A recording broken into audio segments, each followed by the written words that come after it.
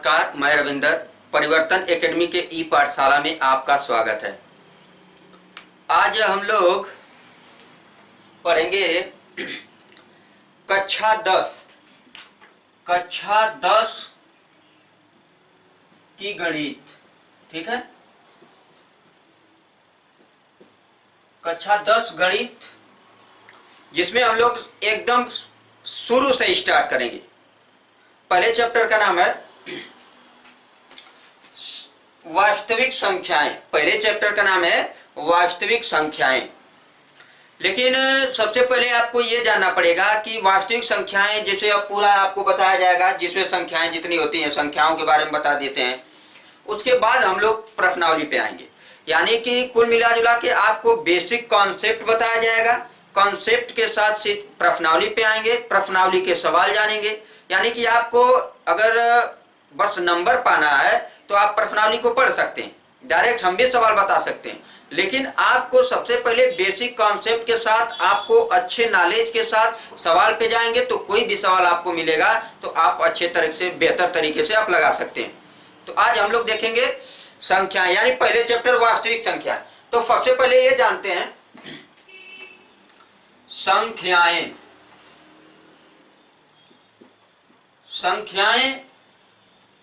संख्याएं कितने प्रकार की होती हैं? आपको बता दें, संख्याएं दो प्रकार की। एक तो वास्तविक संख्याएं,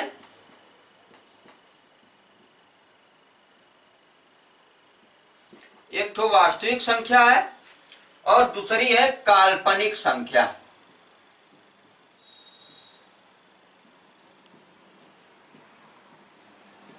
काल्पनिक संख्या, तो ये चीज तो हमें यहाँ पे नहीं पढ़ना है, वास्तविक संख्या के बारे में पढ़ना है। और वास्तविक संख्या में कितने पार्ट होते हैं? देखिए, वास्तविक संख्या में आपका पहला है प्राकृतिक संख्या। वास्तविक संख्या में ये सब आएंगी, प्राकृतिक संख्या। दूसरा है पूर्ण संख्या।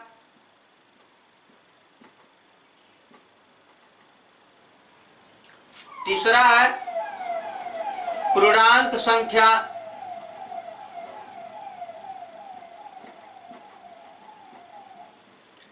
चौथा है परिमेय संख्या।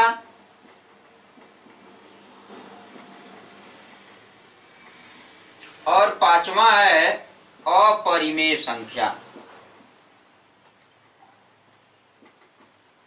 अपरिमेय संख्या, यानी कि वास्तविक संख्याओं में हमें इनके परिभाषाओं के साथ साथ हम इनके बेसिक कॉन्सेप्ट थोड़ा जानेंगे। ठीक है, यानी कि प्राकृतिक संख्या, पूर्ण संख्या, पूर्णांक संख्या, परिमेय संख्या, अपरिमेय संख्या क्या होती है, इनके बारे में जानेंगे। और ये चीज आपको बता दें, काल्पनिक संख्या, ये आपको कक्षा 11 में मिलेगा। कक्षा 11 में आपको काल्पनिक संख्या मिलेगी, जो कि एक तो चैप्टर है काल्पनिक संख्या का पूरा। ठीक है, तो काल्पनिक संख्या अगर आप थोड़ा सा यहाँ पे मैं बता दे रहा हूं।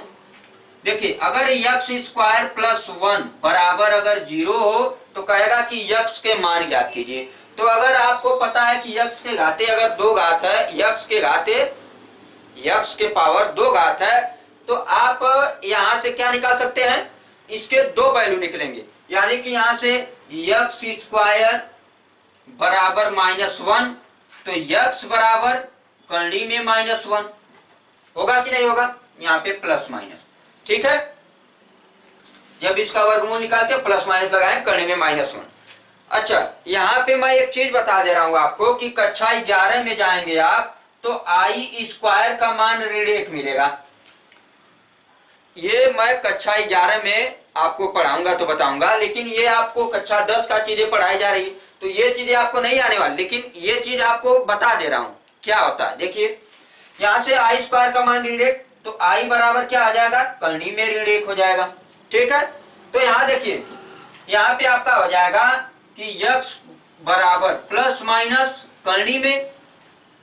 ठीक है, i बराबर करनी में ऋण 1, तो यहाँ पे ऋण 1 लिख लीजिए, आगुड़े क्या लिख लीजिए, i²।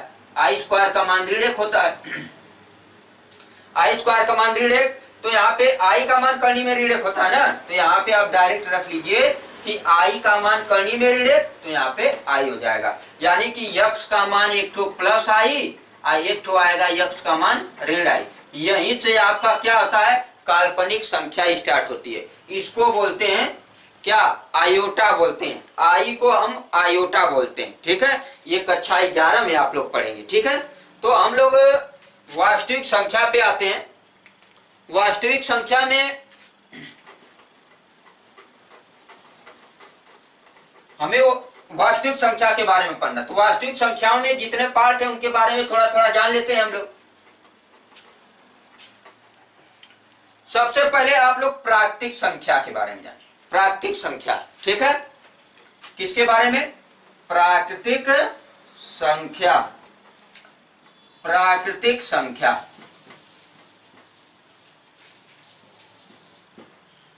संख्या, ठीक है। Natural number. प्राकृतिक संख्या में क्या होगा आपका, प्राकृतिक संख्या वे संख्याएं जो गिनती की संख्याएं होती हैं, ठीक है। जैसे आपका 1 से स्टार्ट होगा, 1 2 3 4 5 6 7 डॉट डॉट डॉट, ये आपका रुकने वाला नहीं, ये अनंत तक जाएगा, ठीक है। यानी कि प्राकृतिक संख्याएं ये गिनती की संख्या, 1 2 3 4 5 6 7 डॉट डॉट डॉट ऐसे, ये आपका क्या है, प्राकृतिक संख्या। क्या है, प्राकृतिक संख्या। अब आते हैं पूर्ण संख्या पे। ये आपका प्राकृतिक संख्या हो गया। एग्जाम्पल आप देख सकते हैं, 1 2 3 डॉट डॉट डॉट। यहां पे आपका पूर्ण संख्या क्या है, पूर्ण संख्या, जिसको बोलते हैं होल नंबर। क्या बोलते हैं, होल नंबर। होल नंबर, ठीक है। पूर्ण संख्या, तो आपको बता दें कि पूर्ण संख्या को आप किससे, W से प्रदर्शित करते हैं। किससे, W से। जीरो में प्लस नेचुरल नंबर, यानी कि नेचुरल नंबर के अलावा जिसमें जीरो भी शामिल हो जाता है तो आपका क्या हो जाएगा, होल नंबर। यानी कि आपका क्या, जैसे आपको W अगर होल नंबर पता करना है तो जीरो यानी नेचुरल नंबर आपका क्या है, 1 2 3 4 5 6 डॉट डॉट डॉट, और उसमें आप क्या कर देंगे, जीरो। यानी कि 0 1 2 3 4 5 6 डॉट डॉट डॉट, यानी ये आपका पूर्ण संख्या मिल जाएगी, यानी कि जिसमें जीरो भी शामिल होगा, ठीक है। नेचुरल नंबर तो है ही, लेकिन नेचुरल नंबर में जीरो भी शामिल हो गया तो आपको क्या मिल गया, होल नंबर, यानी कि आपको पूर्ण संख्या मिल गई, ठीक है। अब आते हैं पूर्णांक संख्या।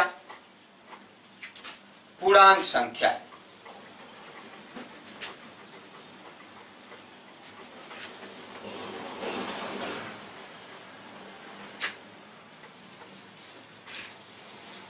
पूर्णांक संख्या के बारे में, तो पूर्णांक संख्या क्या होती है, ध्यान दीजिएगा। पूर्णांक संख्या देखिए, ये आपका जीरो है, इधर 1 2 3 4 5 6 7, ठीक है, डॉट डॉट डॉट। इधर आपका होगा -1, ठीक है, -2 -3 -4 -5 डॉट डॉट डॉट। यानी कि आपका इसमें धनात्मक संख्याएं भी होंगी और जीरो के इधर ऋणात्मक भी संख्याएं होंगी। तो आपको पूर्णांक संख्या में ये दिख रहा है कि जीरो के इधर सभी धनात्मक संख्याएं और जीरो के बाएं तरफ सभी ऋणात्मक संख्याएं शामिल है। यानी पूर्णांक संख्या के अंदर आपका नेचुरल नंबर तो है ही इधर, और जीरो के इधर कितने, ये सब जितनी ऋणात्मक संख्याएं वो भी टोटल आ जाएंगी। यानी पूर्णांक के अंदर आपका धनात्मक और ऋणात्मक दोनों संख्याएं आएंगी, ठीक है। तो ये आपको पूर्णांक संख्या के अंतर्गत आता है। लेकिन आपको इसके बाद वाला जो है परिमेय और अपरिमेय संख्या, वो बहुत ही इस पहली प्रश्नावली के दृष्टि से बहुत ही इंपॉर्टेंट है। यानी कि परिमेय संख्या और अपरिमेय संख्या के बारे में बहुत ही बेहतर ढंग से हम लोग जानेंगे, ठीक है। तो सबसे पहला परिमेय संख्या, ये इस पे पूरा टोटल सवाल आपको मिलेगा पहली प्रश्नावली में, ठीक है। तो देखिए, परिमेय संख्या की बात की जाएगी। परिमेय संख्या क्या होती है, परिमेय परिमेय संख्या। ठीक है, परिमेय संख्या। परिमेय संख्या वे संख्या होती है जिनको p बाई क्यू के रूप में लिखा जा सकता है। ठीक है, परिमेय संख्याएं वे संख्याएं होती हैं जिनको p बटे क्यू के रूप में लिखा जा सकता हो, लिखा जा सकता हो। और जहां पे q is not equal to zero, यानी कि हर में जो q है वो जीरो के बराबर नहीं होना चाहिए। और क्या है, और p और q क्या है, एक पूर्णांक। क्या है, एक पूर्णांक है। ठीक है, क्या है, एक पूर्णांक। ये आप अगर नहीं भी यहाँ पे लिखते हैं तो ये चीज आपको लिखना जरूरी है। कौन चीज, देखिए यहाँ पे P और Q का P, Q, ठीक है, HCF जो होना चाहिए P और Q का वो कितना होना चाहिए, 1 होना चाहिए। यानी कि P बाई Q के रूप में लिखेंगे तो वो परिमेय संख्या। तो आपका कितना, पहले कंडीशन देखिए, ये आपका P बाई Q ये पहला कंडीशन, दूसरा Q is not equal to दूसरा कंडीशन, तीसरा कंडीशन क्या है, P और Q का जो HCF होगा वो 1 होगा। ठीक है, यानी कि परिमेय संख्या वे संख्याएं हैं जिनको P बाई Q के रूप में लिखा जा सकता है। अब जहां पे Q is not equal to zero, यानी हर में Q का मान जीरो नहीं होना चाहिए। और P और Q इन पूर्ण संख्याओं का क्या होना चाहिए, HCF 1 होना चाहिए। वो आपका क्या कहलाएगा, परिमेय संख्याएं कहलाएंगी। ठीक है, जैसे आपसे कह दिया जाए यहीं पे कि 1/2 परिमेय संख्याएं हैं कि अपरिमेय संख्याएं। तो यहाँ पे मैं एक चीज मैं बता दे रहा हूं कि P बटे Q के रूप में तो ये लिखा ही गया है। ठीक है, अब Q का मान 0 है, Q का मान 0 भी नहीं है, यानी कि P बटे Q के रूप में भी लिखे, अब Q का मान 0 भी नहीं है। अब P और Q यानी कि 1 और 2 का HCF कितना आएगा, 1 आएगा।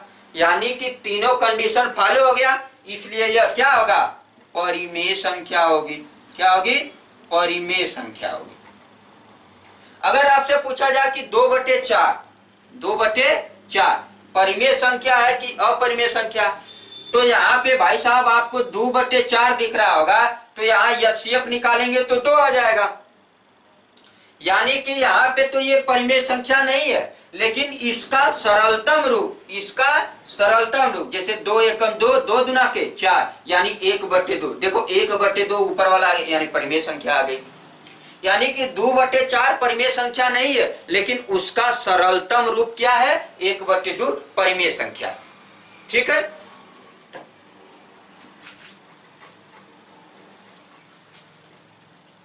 अब परिमेय संख्या तो जान गए,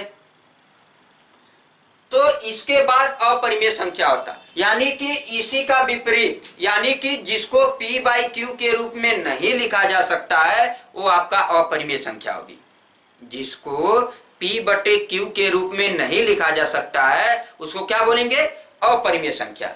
यानी कि परिमेय संख्या आप जिस तरह से बताएं उसी का विपरीत बोल दीजिए। यानी कि जिसको P बाई Q के रूप में लिखा जा सकता है, और जहां पे Q is not equal to zero और PQ HCF 1 होना चाहिए, तो वहीं पे अपरिमेय संख्या में P बटे Q के रूप में नहीं लिखा जा सकता है, वो आपका अपरिमेय संख्या हो जाएगी। ठीक है, तो इतना जानने के बाद अब आते हैं एक प्रमेय, आपकी यूक्लिड प्रमेय। क्या बोलते हैं उसको, यूक्लिड प्रमेय। ध्यान दीजिएगा, यूक्लिड प्रमेय। यूक्लिड प्रमेय पर आपकी प्रश्नावली में सवाल मिलेंगे। ठीक है, यूक्लिड प्रमेय,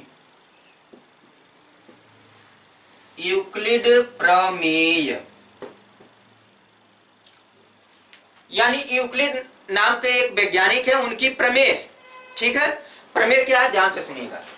A बराबर BQ प्लस R, A बराबर BQ प्लस R, ठीक है, ध्यान से सुनिएगा, a बराबर बी क्यू प्लस आर होगा। अब ध्यान दीजिए, यहाँ पे ए बी क्यू आर है क्या, ध्यान से सुनिएगा। आप जानते हैं फार्मूला की भाज्य बराबर भाजक गुणे भागफल प्लस शेषफल, आप ये जानते हैं। तो यहाँ पे a की जगह क्या है, भाज्य है, भाजक की जगह क्या है, b है, भागफल की जगह क्या है, q है, और शेषफल की जगह क्या है, r। यानी भाज्य बराबर भाजक गुणे भागफल प्लस शेषफल। यहां से आप बता देंगे कि भाज्य जो है a है, भाजक कितना है, b है, भागफल कितना है, भागफल आपका q है, और शेषफल कितना है, r है। आपका शेषफल हो जाएगा r, स्मॉल r, ठीक है, ये आपका शेषफल स्मॉल r, रिमाइंडर बोलते हैं जिसको, ठीक है। तो ये चीज आपका है, जैसे आपसे कह दिया जाए, ध्यान से सुनिएगा, यूक्लिड का प्रमेय आपको ये याद होना चाहिए बेहतर ढंग से, a बराबर बी क्यू प्लस आर, ठीक है। अब ध्यान दीजिएगा, a बराबर बी क्यू प्लस आर, ये तो यूक्लिड का प्रमेय हो गया, ठीक है।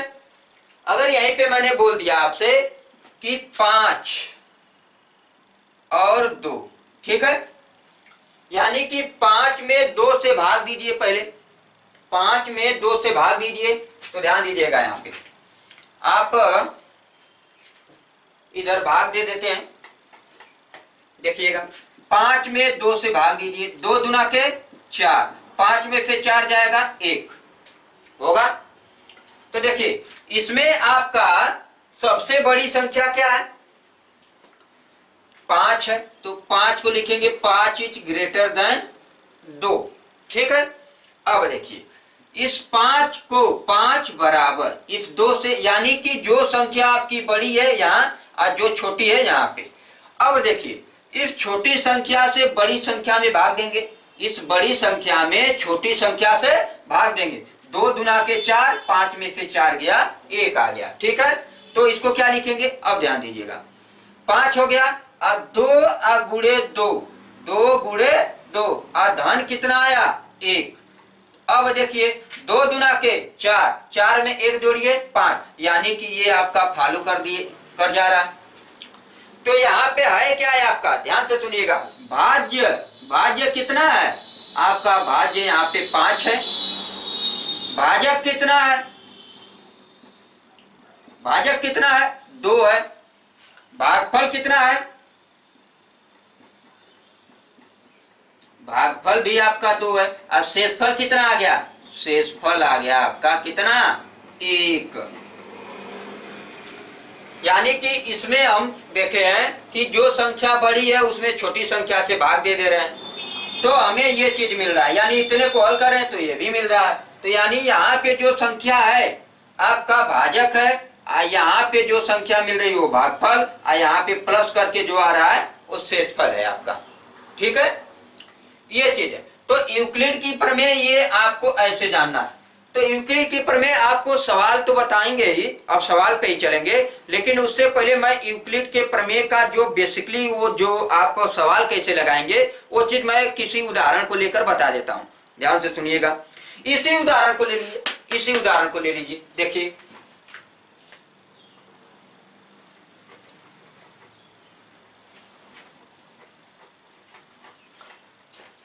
कह देगा कि 5 और 2, 5 और 2, एकदम छोटा सा लेकर दे बता रहे हैं, उसके बाद प्रश्नावली पे आएंगे।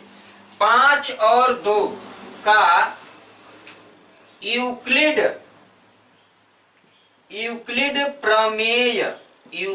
प्रमेय से एचसीएफ ज्ञात कीजिए, एचसीएफ ज्ञात कीजिए। तो 5 और 2 का यूक्लिड प्रमेय से एचसीएफ ज्ञात करने के लिए बोल रहा है। तो आपको पता होना चाहिए कि यूक्लिड का प्रमेय है क्या आपका। यूक्लिड का प्रमेय क्या है आपका, ए बराबर बी क्यू प्लस आर। ठीक है, तो देखिएगा इसमें सबसे पहले आपको करना क्या, 5 और 2 को लेंगे, यानी 5 यहाँ पे 2। पहले देखेंगे इसमें सबसे बड़ी संख्या कौन है, तो 5 है। 5 और 2 में कौन, 5 बड़ी है, तो 5 इज ग्रेटर देन 2, यानी 5 बड़ा है किससे, 2 से। तो अब देखिए यहां लिखेंगे चरण फर्स्ट। क्या, चरण फर्स्ट। क्या करेंगे चरण फर्स्ट में, ध्यान दीजिएगा। अब 2 से छोटी संख्या से बड़ी संख्या में भाग देंगे, यानी कि 2 से क्या करेंगे, किस में भाग देंगे, 5 से। 2 दूना के 4, 5 में से 4 जाएगा 1। अब लिखेंगे क्या, ध्यान से सुनिएगा, ये 5 लिख लीजिए, आइए 2 लिख लीजिए। ठीक है, कितनी बार भाग गया देखिए, 2 ये आप लिखे हैं, ठीक है, 2 आप लिखे हैं, तो 2 गुणे 2, 2 गुणे 2 और धन कितना, ये शेषफल आपका। भाज्य बराबर भाजक, भाज्य कौन है, जिसमें आपको भाग देना है, भाजक, भाज्य बराबर भाजक। तो भाजक यानी कि आप जिससे भाग दे रहे हैं, तो वो भाजक, जिससे भाग मतलब जिससे भाग दे रहे हैं वो भाजक, आप जिसमें दे रहे हैं वो भाज्य, ये आपका भागफल, ये है शेषफल। तो यहाँ पे 2 दुना के 4 है 5। आपको तब तक भाग देना है जब तक कि शेषफल 0 न आ जाए। यूक्लिड का प्रमेय यही है कि अगर जब भी आपका पूछेगा एचसीएफ, तो चरण फर्स्ट सबसे बड़ी संख्या पहले, उससे छोटी संख्या, छोटी संख्या से भाग देंगे बड़ी संख्या में, वो चरण फर्स्ट हुआ है आपका। यहाँ पे शेषफल 0 आया, अभी नहीं आया, यानी कि पुनः भाग देंगे, किससे, ध्यान दीजिएगा, किसमें भाग देंगे, 1 से 2 में। किसमें, 1 से 2 में। तो लिखेंगे यहाँ पे चरण सेकेंड, चरण सेकेंड।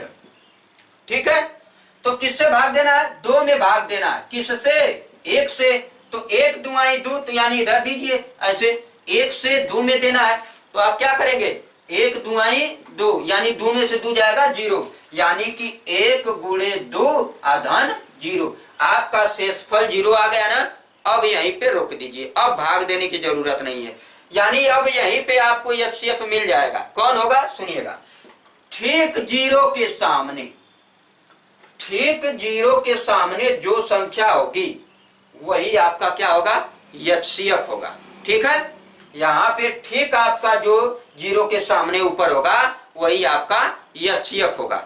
अगर वैसे नहीं जानना चाहते तो वैसे सुनिए, अब यहाँ पे 0 आ गया, तो जो आपका भाज्य बराबर भाजक, जितना आपका भाजक, शेषफल 0 आ गया, उसमें आपका जितना भाजक होगा वही आपका क्या होगा, एचसीएफ होगा। यानी कि यहाँ पे लिखेंगे कि एचसीएफ किसका, 5 और 2 का, यानी 2 और 5 का, ऐसे लिख सकते हैं, 5 और 2 या 2 या 5। कितना आया एचसीएफ, 0 के सामने जाइए 1, यानी कि इस 0 वाले में भाज्य बराबर भाजक, भाजक कितना है, 1 है, यानी ये आपका एचसीएफ, यानी एचसीएफ कितना आएगा, 1 आएगा। अब भाई साहब आप कहेंगे कि एचसीएफ तो वैसे निकाल लेते हैं सर जी, हम लोग काट करके ऐसे 5, 5 एकम 5, ये 1 है तो 1 एकम 1, यानी 5 और 1 का एलसीएम एचसीएफ 1 आ गया सर जी।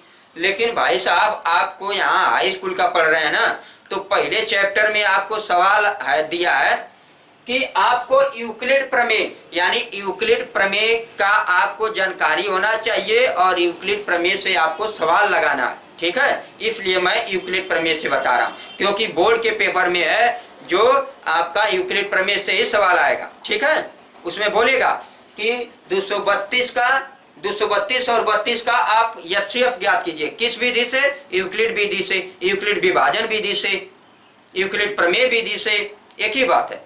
यानी कि यूक्लिड प्रमेय विधि से आपको क्या करना है, एचसीएफ ज्ञात करना है। तो हमने बता दिया कि कैसे ज्ञात करते हैं। ठीक है, ये चीज आपको पता रहना चाहिए, ए बराबर बी क्यू प्लस आर। देखिए ए की जगह क्या है, 5 है।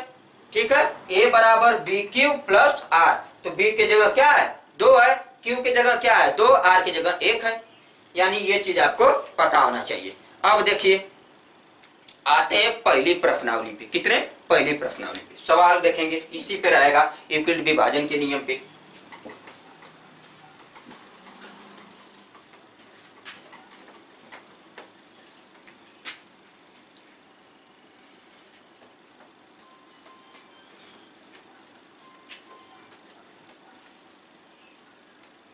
यूक्लिड विभाजन के नियम पे सवाल पहली प्रश्नावली। पहली प्रश्नावली में जो सवाल दिया रहेगा उसको हम लोग पढ़ेंगे। आपको मित्रों बता दें कि अब पहली प्रश्नावली में सवाल है प्रश्नावली 1.1। प्रश्नावली 1.1, ठीक है। प्रश्नावली 1.1 में आपका सवाल दिया है कि यूक्लिड विभाजन एल्गोरिथम का प्रयोग करके एचसीएफ ज्ञात कीजिए। यूक्लिड विभाजन एल्गोरिथम का प्रयोग करके एचसीएफ ज्ञात कीजिए। यानी इसका मतलब यह है मित्रों कि आपका यूक्लिड विभाजन का नियम का प्रयोग करके आपको एचसीएफ ज्ञात करना है। किसका? वो दिया कि 135 और 225। पहला दिया है कि 135 और 225, 135 और 225, ठीक है। अब क्या करना है, ध्यान से सुनिएगा। यहां पे सबसे बड़ी संख्या यानी कि 225 इज ग्रेटर देन 135। मैंने बताया कि सबसे बड़ी संख्या इधर लिख लेंगे, छोटी संख्या इधर लिख लेंगे। अब लिखेंगे चरण नंबर 1, चरण फर्स्ट, ठीक है। चरण फर्स्ट में क्या करेंगे, 225 यहां पे जिसमें भाग देना है, अब किससे भाग देना है, 135 से, इस यहां लिख लेंगे। अब 135 से 225 में भाग देंगे, कहां पे, यहीं दे लेंगे बगल में, ठीक है। आपको चोरी चुक्का उधर नहीं जाके पीछे करना है, आप सामने करिए, क्योंकि एग्जामिनर आपको जान जाए कि ये जो बच्चा है रटा नहीं है, वो लगाया है सामने, ठीक है। तो आपको सामने ही लगा देना है, बगल में, सवाल के बगल में। यानी किसमें भाग देना है, बड़ी संख्या 225, अब किससे भाग देना है, 135 से। छोटी संख्या से बड़ी संख्या में भाग देंगे। कई बार जाएगी, ध्यान दीजिए। 135 का अगर 2 बार ले जाते हैं तो देख लीजिए ज्यादा आएगा कि कम आएगा। देखिए 2 करेंगे, 2 पचे 10 को 0 1 हासिल, 2 तिहाई 6 1 7, 2 एकम 270, तो 270 तो अधिक आ गया, यानी एक बार ले जाएंगे। कई बार, 135 से कम 135, घटा लीजिए, 5 में से 5 जाएगा 0, यहाँ 2 है, 1 हासिल देगा, 12 में से 3 जाएगा 9, 12 में से 3 जाएगा 9, यहाँ बचा 1, 1 में से 1 जाएगा 0, यानी कि आपका शेषफल कितना, 90 आया। अब देखिए 135 तो यहाँ लिखे हैं, अब गुणे 1, गुणे 1, धन कितना, 90, ठीक है। ये भाग दे लिए आप। अब देखिए आगे, यहाँ पे आपका शेषफल 0 तो नहीं ना आया। जब शेषफल नहीं 0 आया तो पुनः भाग देंगे, किसमें, 90 से, किसमें, 135 में। यानी कि चरण नंबर कौन सा, चरण नंबर सेकेंड, चरण नंबर सेकेंड। 135, 135 किससे भाग देना है, 90 से भाग देना है, ठीक है। तो 90 से भाग दीजिए, 90 से क्या करेंगे, भाग देंगे, किसमें, आपको किसमें देना है, आपको देना है 135 में। 90 से 135 में भाग देना है। कई बार भाग जाएगी, देख लीजिए ध्यान से। 90 दूना कितना होगा, 9 दूना 18, यानी कि 180 हो जाएगा। यानी कि यहां पर भी आपको क्या करना है, एक बार ही ले जाना है। तो 90 एकम 90, कितना आएगा, 5, ये हो जाएगा 5, यहाँ 13 में से 9, 9 4 13, यानी कि 45। आपका यहाँ कितना आया, देखिएगा, ये 90, 90 गुणे 1, गुणे 1, ये 90 गुणे 1, 90 गुणे 1, धन कितना, ये 45। अभी भी 0 नहीं आया, तो पुनः थर्ड वाली स्टेप में जाएंगे, किससे, 45 से भाग देंगे, किसमें, 90 में। यानी कि चरण नंबर कौन सा, थर्ड। किसमें भाग देना है, 90 में भाग देना है। किससे देना है, 45 से देना है। कई बार जाएगी, देखिए 45 से हमें किसमें देना है, 90 में देना है, 45 दूनी 90, ये कट गया यानी 0 आ गया। ठीक है, यानी यहाँ पे शेषफल आपको 0, तो 45 गुणे 2 धन शेषफल 0 आ गया। जब आपका 0 आ गया, यहाँ पे जब आपका क्या हो गया 0 आ गया, ये आपको ट्रिक नहीं देना है, ये तो मैं समझाने के लिए ऐसे किया हूं। ठीक है, ये आप लोग ट्रिक मत दीजिएगा। तो 45 गुणे 2 धन 0, तो जो 0 के सामने है ना वही आपका एचसीएफ हो जाएगा। ठीक है, यानी शेषफल जो ही आपका 0 आएगा वहीं पे भाग देना बंद। आपको क्या करना है, जो आपका शेषफल जिसमें 0 आया है उसमें जो भाजक होगा वही आपका क्या होगा एचसीएफ होगा। अगर वो नहीं समझ में आता है तो आप 0 के जस्ट ऊपर चले जाइए, 0 के जस्ट ऊपर, यानी 0 के जस्ट ऊपर जाएंगे तो आपको 45 मिल जाएगा। यानी कि एचसीएफ कितना हो गया आपका, किसका याद कर रहे हैं, 135 और 225 का, 135 और 225 का एचसीएफ कितना, 0 के जस्ट ऊपर यानी 45। ये आपको पहचानने वाली बात है, यानी जो ही 0 आएगा रोक देंगे, जस्ट 0 के ऊपर वाला जो होगा वही एचसीएफ होगा। किसका, 135 और 225 का। ठीक है, ये है मित्रों, यानी कि आपको बेहतर ढंग से, अब अगर सवाल मिलेगा ना तो आप तुरंत खटाक से लगा देंगे, छोड़ने वाले नहीं है आप लोग। ठीक है, एक और क्वेश्चन देख लेते हैं इसी पे।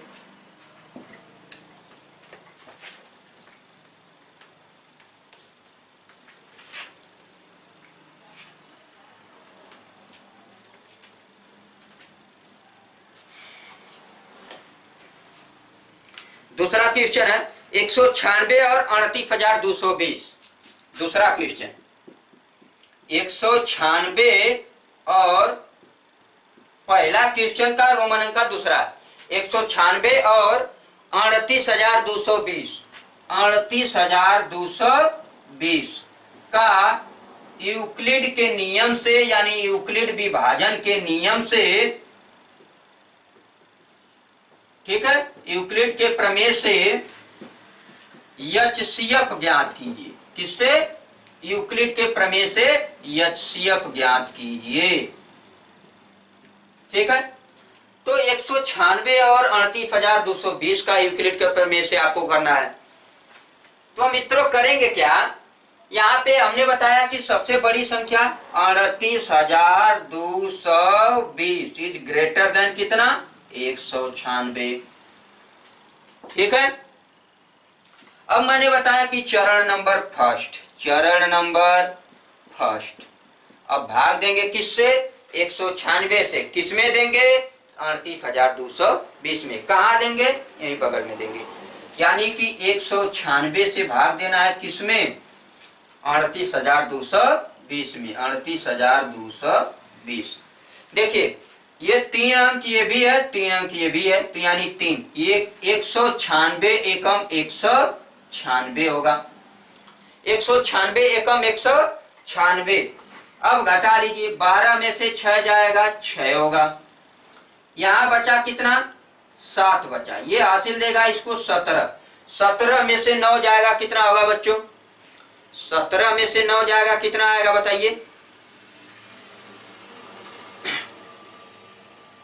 9 और 8 कितना होगा, 9 6 15 16 17 यानी 8, यानी कि आपका 8 बचेगा। ठीक है, यहाँ बचा, देखिए ये हासिल दिया इसको 12, 12 में से 6 गया 6 बचा, यहाँ 7 बचा, 7 में से 9 घटेगा नहीं, ये हासिल देगा इसको 17, 17 में से 9 जाएगा, 9 8 17 होता है।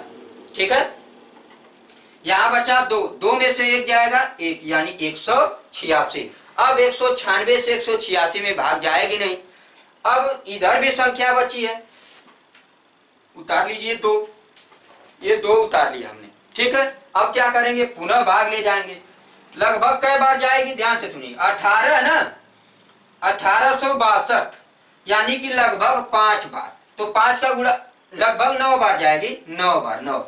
ठीक है, 9 6 54, 54 को 4, 5 हासिल, 9 9 81, 81 में 5 जोड़िए 86, 86 को 6 8 हासिल, 9 एकम 9, 9 8 17, 9 8 17, घटा लीजिए, 12 में से 4 जाएगा 8, यहाँ बचा 5, एक हासिल देगा 15, 15 में से 6 जाएगा 9, 15 में से 6 जाएगा 9, ठीक है। यहां बचा कितना 7, 7 में से 7 जाएगा 0, 1 में से 1 जाएगा 0 हो जाएगा, यानी कि आपका 98 आया। कितना 98। अब बचा क्या, एक तो 0 बचा हुआ है, ठीक है, 0 बचा हुआ है।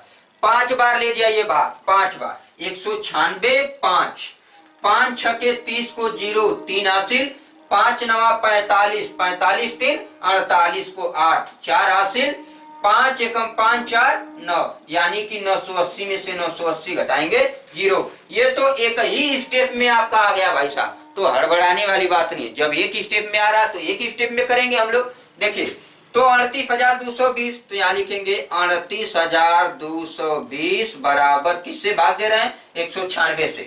कई बार गई है भाग, 195 बार, 195, तो गुणे 195। अब कितना शेषफल आया, 0 आया, आया ना, 195 अवधन 0। अब मैं बताया हूं कि भाज्य बराबर भाजक, जो आपका भाजक होगा वही आपका क्या होगा, क्या होगा, वही आपका एचसीएफ होगा। यानी कि ये आपका शेषफल रिमाइंडर 0 आ गया तो आपका भाजक, यानी यहाँ पे लिखेंगे एचसीएफ किसका, 196 और किसका 38,220 का, कितना आएगा 196। अब वैसे भी भाई आप निकालेंगे तभी भी उतना ही आएगा, अगर अदर वाले नियम से निकालेंगे तो इतना ही आएगा, ठीक है। लेकिन हमें तो यूक्लिड विभाजन के नियम से लगाना है तो हम ऐसे लगाएंगे, ठीक है। तो आप लोग तीसरा सवाल लगा लीजिएगा। तीसरा सवाल है, इसमें दिया है 867 और 255, 867 और 255, 867 और 255 का यूक्लिड के प्रमेय से एचसीएफ ज्ञात कीजिए। सेम जैसे दो सवाल बताया हूं एकदम उसी प्रकार करिएगा। 867 यहाँ लिख लीजिएगा, 255 यहाँ, 255 से 867 में भाग दीजिएगा। जब तक शेषफल ना 0 आए तब तक भाग दीजिएगा, और जो ही आपका 0 आ जाएगा जस्ट उसके ऊपर वाला एचसीएफ हो जाएगा। यहाँ तो एक लाइन में आपका आ गया, इसलिए 0 के ऊपर कोई भी संख्या नहीं, तो इसलिए यहाँ पे जो भाजक था वही आपका होगा, ठीक है। तो मित्रों आज इतना ही। अब इसके वीडियो में, अगले वीडियो में आपके इसके आगे का सवाल बताया जाएगा, ठीक है। तो इतना क्लियर से अच्छे से पढ़ लीजिएगा। धन्यवाद।